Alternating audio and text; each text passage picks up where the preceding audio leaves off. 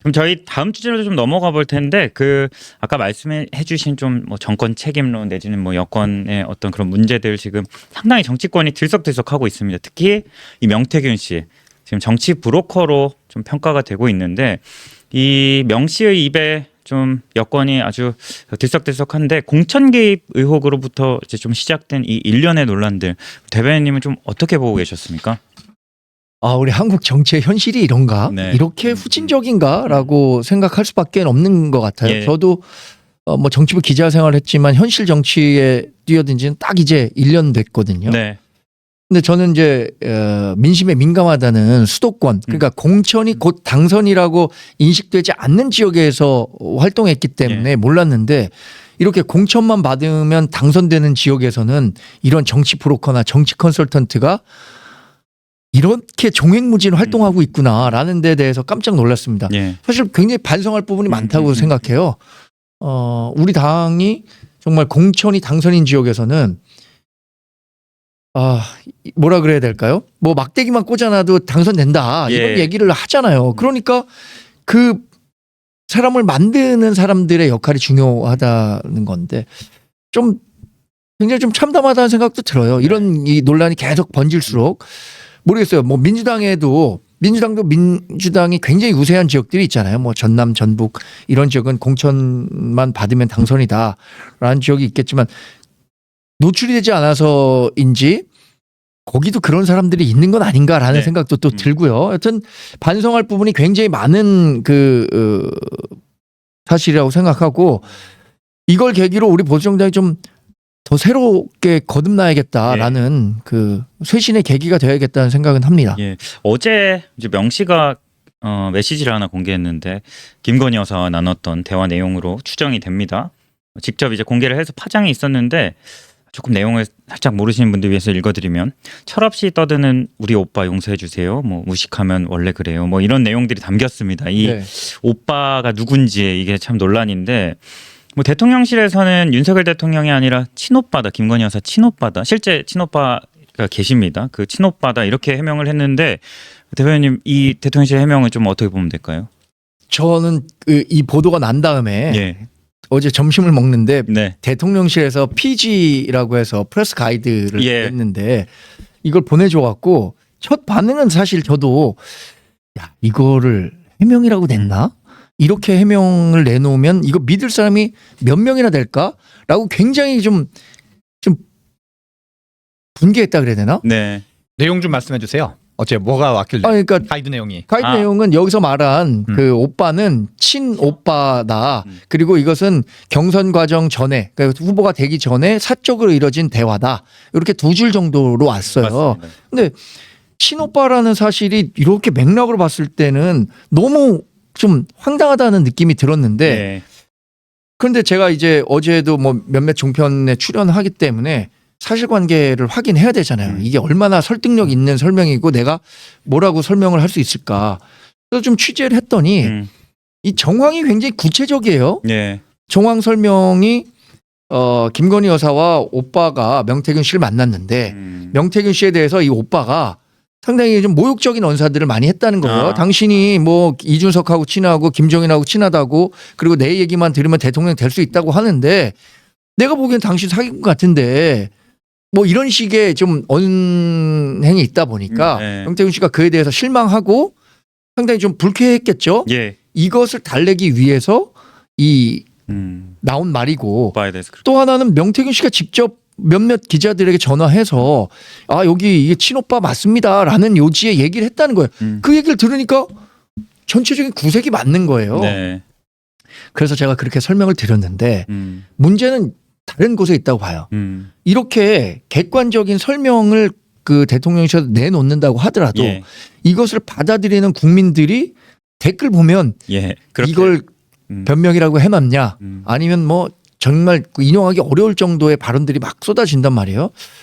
이게 대통령실이 어떤 신뢰의 위기를 겪고 있구나. 예. 신뢰 위기. 예. 이런 거를 아주 단적으로 느끼는 계기가 된 것 같아서 네. 어제 한동훈 대표도 관련한 질문을 받고 이런 얘기를 하셨어요. 이렇게 되니까 자꾸만 이렇게 되니까 빨리 자신이 제기했던 문제들에 대한 답을 내놔야 된다. 쇄신을 해야 된다라고 한 걸 보면 저도 대통령실이 이제 이런 그 쇄신의 이야기만 할 것이 아니라 네. 뭔가 행동으로 보여줘야 될 음. 때다라는 생각을 했습니다. 저는 좀 예. 여기서 중요한 관전 포인트가 네. 얼마 전에 그 명태균 씨가 했던 재밌는 얘기들이 몇 가지가 있었는데 그거의 연장선이라는 생각이 들어요. 하나는 본인에 대한 공격이나 검찰 조사가 들어올 조짐이 있으니까 야 그거 너네 버틸 수 있겠어? 한 달이면 하야하거나 탄핵당할 텐데 할 테면 한번 해봐. 아직 그 용산 대문도 안 열었어. 이런 얘기를 한번 한 적이 있고 또 이제 김재원 최고위원이 완전히 샅샅하게 밝혀서 예. 뭔가 다 투명하게 다 까야 된다. 이런 걸 했더니 아니 그 이 마당에 있는 그 강아지나 개는 그 방 안에 무슨 애완견이 있는지를 알 수 있게 뭐냐. 그 저기 뭐야 아크로비스타 등 가보기나 했냐. 나는 수시로 가봤다. 그러면서 일종의 김재원 최고는 소위 말하는 뭣도 모르는 사람, 이 예. 그 권력 근처도 모르는 사람이 왜 이렇게 뭐 모르면서 이렇게 막 끼어들고 있냐 이런 식으로 약간 핀찬을 오히려 줬다 그럴까요? 네. 그리고 실은 이번에 이거를 하면서 이제 그 뭐 옆에는 이제 보신 분은 알겠지만 김건희 여사, 윤석열 대통령 있고 그러면서 대화 중에 오빠가 나오거든요. 그러면서 이제 그러면 이거는 명태균 씨가 이걸 왜 공개했는지는 경우의 수는 두 가지인 거예요. 하나는 실제 김건희 여사 오빠와 관련된 걸 일부러 공개했을 수 있어요. 네. 근데 그러면 그걸 알고 공개했을 거예요. 너네 나한테 자꾸만 깝죽거릴 거야? 니네 나한테 자꾸만 대들 거야? 나를 귀찮게 할 거야? 라고 약간 협박하는 거라 그럴까요? 예. 협박하는 거기도 하고 또 조롱하는 거기도 하거든요. 그래서 실은 이게 그 실제 오빠인 경우는 오히려 더 의도성이 강한 거고 예. 그리고 이제 또 윤석열 대통령인 경우도 이제 뭐랄까 이제 그러면 약간 이제 말도 안 되는 국민들이 믿을 수 없는 말을 만드는 거죠. 그래서 오히려 이거 자체가 이게 친오빠든 아니든 명태균 씨 의도는 일관된 거예요. 농락하고 가지고 놀고 야 니네 나한테 자꾸만 뭐라 그러지 마.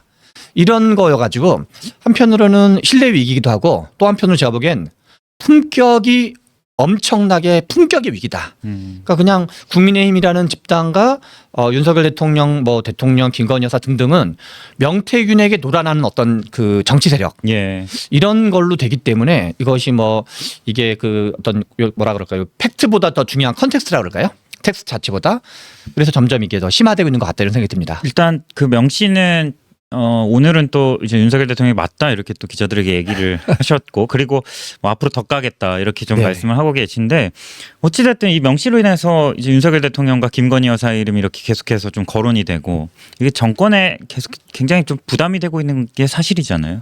전 뭐 대통령실뿐만 아니라 예. 우리 당에도 부담이 되는 일이라고 생각합니다. 그러니까 보수 진영 전체에 부담이 되는 일이죠.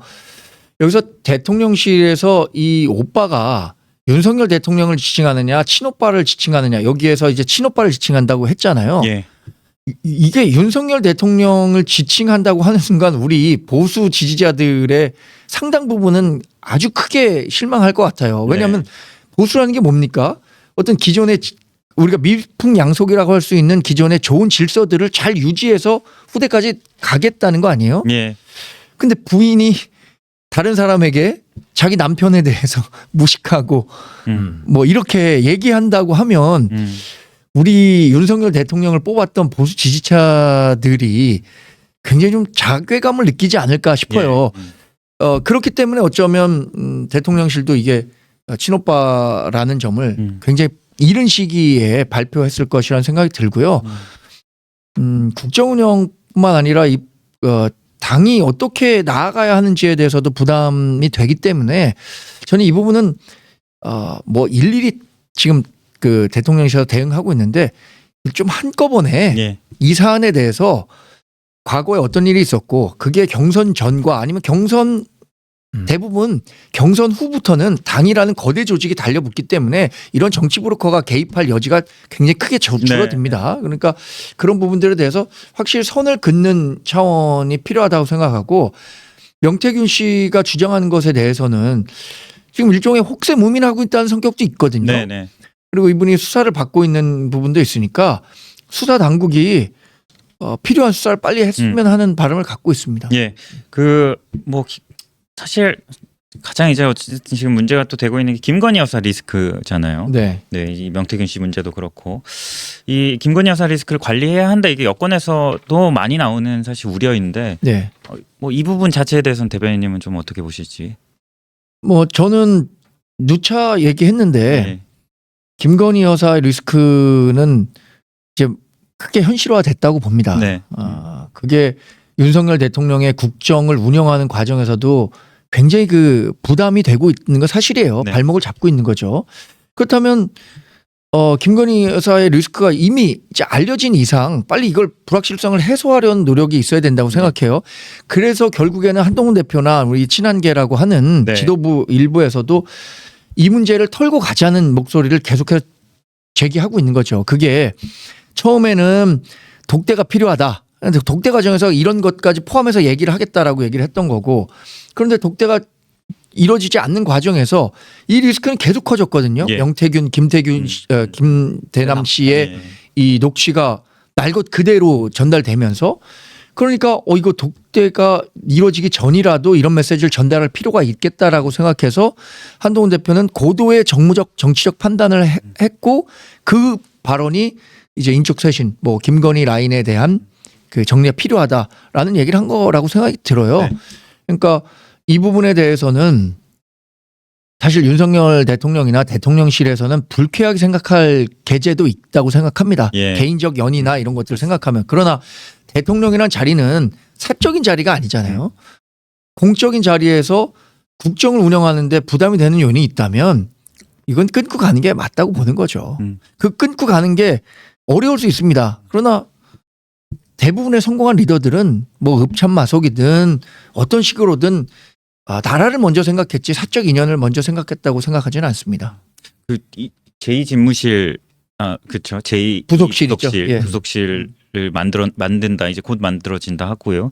그 김건희 여사 집무실도 또 뭐 마련을 한다 이런 얘기 나왔는데 뭐 이 정도의 조치로 어떻게 완벽할까요? 충분할까요? 지금은 이제 여하튼 그 김건희 여사의 활동을 공적 영역으로만 제한할 필요가 있다. 제도권 안에서 묶을 필요가 있다고 생각하는 거고, 사실 한동훈 대표가 얘기한 것은 외부 활동에 대한 그 공개 활동에 대한 자제 이런 것들도 포함된 것 같아요. 왜냐하면 지난 대선 시절에 김건희 여사 관련한 논란이 막 확산됐을 때 김 여사 스스로 내조에만 충실하겠다라고 얘기를 했기 때문에 결국에는 김 여사가 제일 바라는 게 뭘까요? 자기 남편, 대통령의 성공이라고 생각할 수 예. 있잖아요. 그렇다면 그 성공을 위해서 자기를 희생하는 마음 자세가 필요한 거 아니겠어요? 네. 저는 무엇이 윤석열 대통령을 정말로 위하는 길인가라는 부분을 김건희 여사 스스로도 자문해 볼 때다.